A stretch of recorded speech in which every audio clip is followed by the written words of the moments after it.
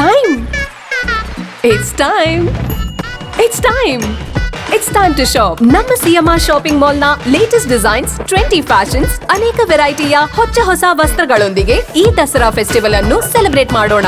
CMR shopping mall ನ ಅದ್ಭುತವಾದ ಶುಭ ಆರಂಭ ಆಫರ್ಗಳು, 1+1 combo offer up to 51% off ಮತ್ತು ಇನ್ನೂ ಅನೇಕ. ನಮ್ಮ ಶಾಪಿಂಗಿನ ಬೆಸ್ಟ್ ಡೆಸ್ಟಿನೇಷನ್ ರಾಯಚೂರಿನಲ್ಲಿ.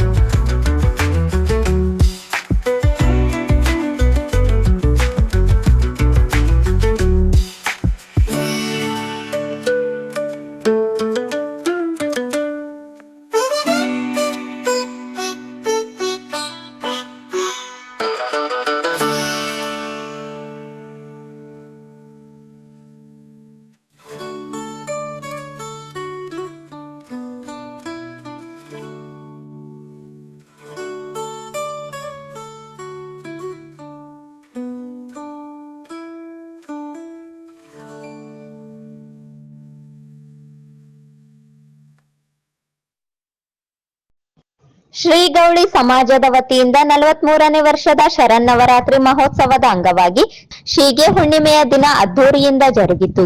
ನಗರದ ಬೃಹಸ್ಪತಿವಾರ ಪೇಟೆ ಬಂಗಿಕುಂಟ ಬಡಾವಣೆಯಲ್ಲಿ ಶ್ರೀ ಗೌಳಿ ಸಮಾಜದಿಂದ ಪ್ರತಿಷ್ಠಾಪಿಸಲಾಗಿದ್ದ ಮಾತೆ ಅಂಬಾ ಭವಾನಿ ದೇವಿಯ 43ನೇ ವರ್ಷದ ಶರನ್ನವರಾತ್ರಿಯ ಪೂಜೆ ಹಾಗೂ ಅನ್ನ ಸಂತರ್ಪಣಾ ಕಾರ್ಯಕ್ರಮಕ್ಕೆ ಜನಸಾಗರವೇ ಹರಿದು ಬಂದಿತ್ತು.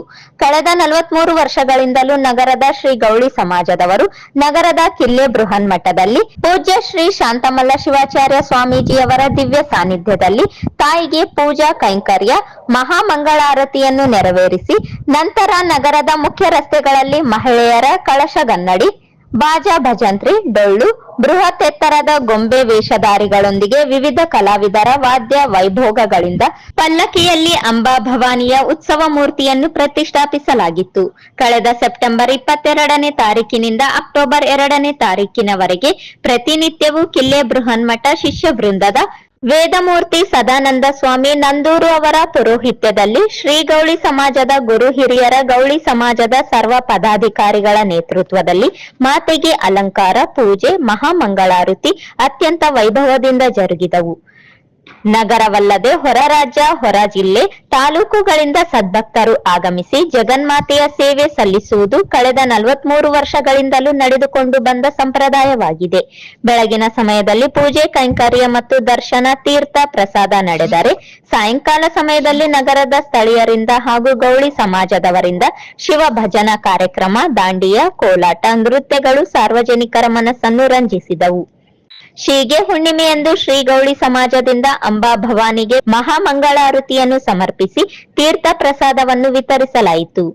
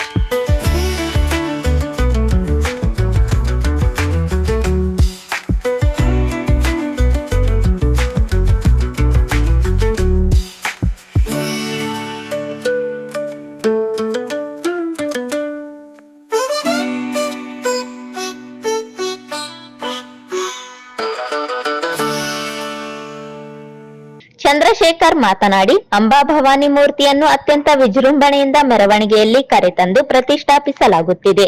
ವರ್ಷದಿಂದ ವರ್ಷಕ್ಕೆ ಭಕ್ತರ ಸಂಖ್ಯೆ ಹೆಚ್ಚಳವಾಗುತ್ತಿದೆ. ಪ್ರತಿಷ್ಠಾಪನೆ ದಿನದಂದು ಹುಣ್ಣಿಮೆಯವರೆಗೂ ಪೂಜಾ ಕೈಂಕರ್ಯಗಳು, ಹೋಮ ಯಾಗಗಳು, ವಿವಿಧ ಸಾಂಸ್ಕೃತಿಕ ಕಾರ್ಯಕ್ರಮಗಳು ನಡೆಯುತ್ತವೆ ಎಂದು ಹರ್ಷಚಿತ್ತರಾಗಿ ಹೇಳಿದರು. 2025 48ನೇ ವರ್ಷದ ಶರನ್ನವರಾತ್ರಿ ಗೌಳಿ ಸಮಾಜದಿಂದ ಆಚರಣೆ ಮಾಡಲಾಗಿದೆ.